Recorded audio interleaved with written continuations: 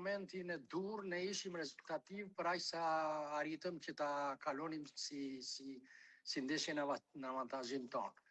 Po pa dyshim është fatkeqësi, një ekip polak për mendimin tim jo në formën e tij më të mirë, një ekip polak pa rrezikshmëri,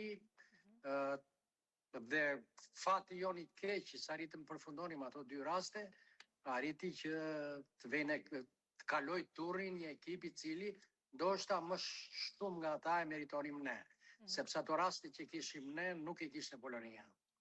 Rastet e Bajramit i referoheni ndoshta dhe rastin tjetër që po ashtu po nga futbollisti jon.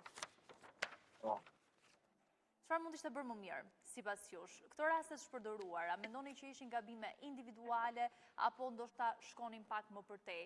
Se le të themi ndoshta gjithë ky rezultat ka një rrjedhë logjike sipas jush që për mënyrën se si u ndërtua loja nga fillimi deri në fund, edhe me zëvendësimet po ashtu apo me emrat cilët u aktivizuan.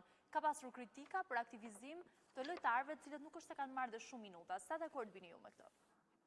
Unë do ta filloja tek rastet. Po. Rastet i dolën atyre njerëzve që nuk arrin të synojnë dot. Duhet ta kuptojmë këtë gjë. Ati lojtar goli që kur vete topi tek ai dhe në raste të tilla ta din ta shfryzojnë 100%.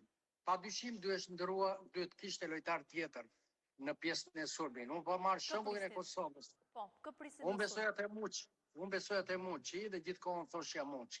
E dyta, ky lloj formacioni që arriti të vendoste trajneri jon, mua më duk si formacion kontrate dhe jo formacion rezultativ në kuptimin e mirë.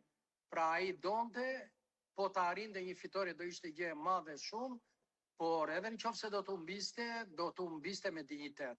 Pra si formacion duke si ai donte të zgjaste kontratën. Besonte fatit që të arrinte, fati nuk e desh dije, edhe detyrimisht mënyra se si futi. Lojtarët që futin në fushë ishin lojtarë cilët më shumë preferonin të lojtar mbrojtësa më shumë se sa drejt sulmit. Drejt sulmit kishte shumë pak njerëz, të cilët dhe ata nuk ishin në gjendje të mirë sportive. Po, Muçi që ju e përmendët, një lojtar i cili merr shumë minuta në Trabzonspor, u aktivizua në fund të pjesës së dytë. Ju besoni që po të kishte më shumë minuta Muçi do kishim raste më të pastra ndoshta për shënuar? Shikoni, unë nuk parashikoj dot si mund të rrit një ngjarje, por unë di të them një gjë. Patjetër do ishte më mirë. Unë e besoj që do ishte më e mira. Por unë di të them një gjë që ne do ishim më të rrezikshëm përpara portës dhe nëse edhe një herë po e përsëris ato raste të pastra do ishin këmbët e Muçit, sot do ishim të kualifikuar. Po, e përveç Muçit kishit emra të tjerë, zoti Ruçi, që prisni që ndoshta të grumbulloheshin ose të aktivizoheshin në emrat përveçëm?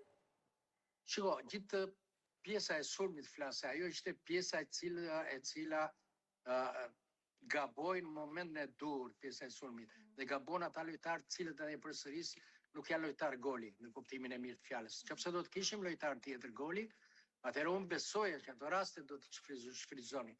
Besoja te Mehmeti, që të kishte më shumë minuta, besoja te Muçi të kishte pothuajse një pjesë loje, e isha i sigurt që mbas 0-1-shit Polonia do hapesh mbrapa dhe detyrimisht ne duhet kishim lojtar goli. Pra, gjithë pjesa e sulmit për mua çaloi për arsye sepse edhe roli i atij djalit që humbi rastin e parë nuk është roli i tillë që ndërsulmosi. Ajo është Bajrami. Ajo lloj vendosje ashtu është të mbrojmë sa më shumë. Po na doli gjë para mirë, po e bëjmë. Po dëmtimi i Ajetit sa na prishi punë? Jo, nuk prishi shumë punë, po thoj se nuk prishi asgjë sepse edhe ai lojtari tjetër me eksperiencë, Ismaili dhe është lojtar që ka lozur dhe unë besoj sot është nga titullarët e Torinos. Nuk ishte. Ndërkohë, nga lojtarët që të bindën gjatë kësaj sfide, nëse mund ta analizojmë kështu me qenë se jemi tek